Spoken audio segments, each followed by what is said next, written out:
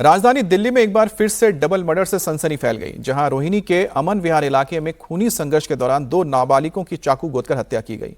मृतकों की पहचान जॉनी और मयंक के रूप में हुई है। शुरुआती जांच में सामने आया है कि जॉनी और मयंक अपने साथी दिनेश के साथ अमन विहार इलाके में पहुंचे थे, जहां तीनों रितेश नाम के युवक की तलाश कर रहे थे।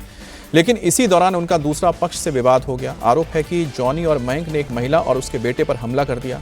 वारदात को अंजाम देकर जब आरोपी मौके से भागने लगे तो महिला का बेटा और कुछ लोगों ने आरोपियों का पीछा किया। इसी दौरान भागते समय आरोपियों के हाथ से चाकू गिर गया और पीछा कर रहे नाबालिग ने चाकुओं से दोनों पर ताबड़तोड़ वार कर दिया। वारदात के बाद घायल हमलावरों को अस्पताल पहुंचाया गया, लेकिन डॉक्टर्स ने दो को मृत घोषित कर दिया। वहीं हमलावरों का एक साथी दिनेश इलाज के लिए अस्पताल में है। दिल्ली के रोहिणी इलाके में बुधवार की शाम खूनी संघर्ष में दो युवकों की हत्या कर दी गई। वारदात अमन विहार इलाके में उस वक्त हुई जब जॉनी और मयंक नाम के दो युवक अपने एक साथी के साथ यहाँ तीसरे एक युवक की तलाश करने के लिए आए हुए थे। इसी दौरान दूसरे पक्ष से झगड़ा हो जाता है और उस झगड़े में इन युवकों ने मिलकर एक महिला और उसके बेटे पर हमला कर देते हैं। महिला और उसका बेटा घायल होता है, लेकिन उसी दौरान जो आसपास के लोग होते हैं वो उनका पीछा करने लगते हैं और पीछा करने के दौरान जो उनके पास चाकू होता है वो चाकू रास्ते में गिर जाता है। इसी दौरान एक नाबालिग बच्चे के हाथ में वो चाकू लगता है और उसी चाकू से दोनों युवकों पर ताबड़तोड़ हमला करके उन्हें मौत के घाट उतार देता है। तस्वीरों में आप देख सकते हैं कि ठीक इसी जगह पर वारदात को अंजाम दिया गया है। घटना के बाद मौके पर पुलिस पहुंची है। पूरी घटना की तहकीकात शुरू कर दी गई। पुलिस की जांच में पूरी घटना की तस्दीक की गई है और उसके बाद पुलिस ने आरोपी को गिरफ्तार कर लिया है। वहीं मामले में पुलिस ने कार्रवाई करते हुए वारदात में शामिल नाबालिग आरोपी को पकड़ा है। हत्या में इस्तेमाल चाकू भी बरामद हो चुका है। पुलिस ने दोनों पक्षों की शिकायत पर यहां पर एफआईआर दर्ज की, जिसमें हत्या की कोशिश दर्ज की गई है दोनों ही तरफ से। हालांकि मृतकों के परिजनों का कहना है कि उनके बच्चों का किसी से कोई विवाद नहीं था और उन्हें पता भी नहीं है कि आखिरकार किस वजह से और किस तरह से उनके बच्चों को हमले में मारा गया। मयंक हमारा भांजा है जिसका मर्डर हुआ है। हमें नहीं पता किसने किया, कैसे किया, क्यों किया। हमें तो बस खबर मिली थी फ़ोन पे कि उसकी कहीं पे चोट वोट लग गई है, बस इतना पता है।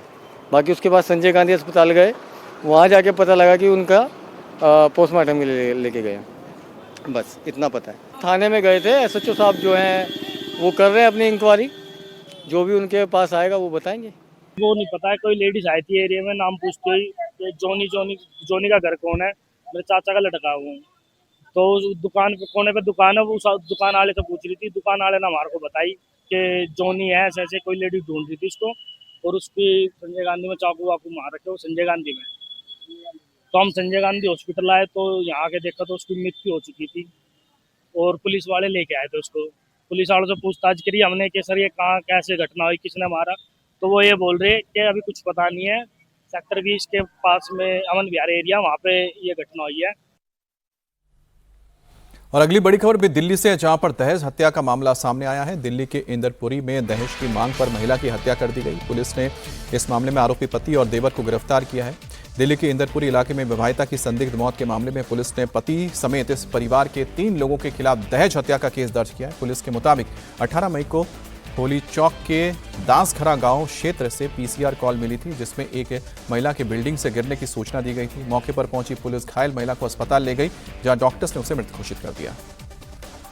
अच्छा सर, ये 18 तारीख की बात है, करीबन 9:55 पे मेरी बड़ी दीदी के पास कॉल आया था मेरी बहन के फ़ोन से कि भाई दीदी मेरे को बचा लो, ये लोग मुझे बहुत मार रहे हैं और मैं बच नहीं पाऊंगी, मेरे को ये मार रहे हैं और आखिरी बार बस मेरी पापा से मेरी बात करा दो, मैं मिलूंगी नहीं दीदी, ऐसे करके उन्होंने बोला और झटपटा से एकदम फ़ोन छीन गया उनका ऐसा।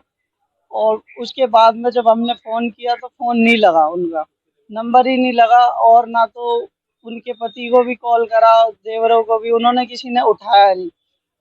उठाने के बाद जब वहाँ से उसी के जस्ट 7 या 8 मिनट बाद हमारे पास कॉल आता है उसके देवर का कि तुम्हारी बहन छत से गिर गई।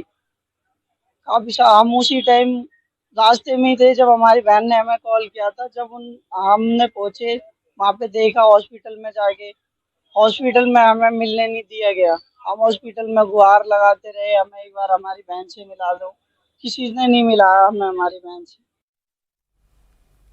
और महिला की शादी को 7 साल से भी कम वक्त हुआ था। साथ ही परिजनों के बयान के आधार पर दहेज कानून के तहत मामले की जांच शुरू हो गई है। पुलिस जांच, परिजनों के बयान और पोस्टमार्टम रिपोर्ट के आधार पर इंदरपुरी थाने में दहेज हत्या का केस दर्ज हुआ है। मामले में पति राजू सिंह और उसके 2 भाइयों को आरोपी बनाया गया है, जिनमें से पति और एक भाई को गिरफ्तार किया गया है। एक भाई अभी भी फरार है, जिसकी तलाश की जा रही है। महिला के भाई का आरोप है कि शादी के बाद से ही ससुराल वाले दहेज की मांग कर रहे थे और उनकी बहन के साथ मारपीट किया करते थे।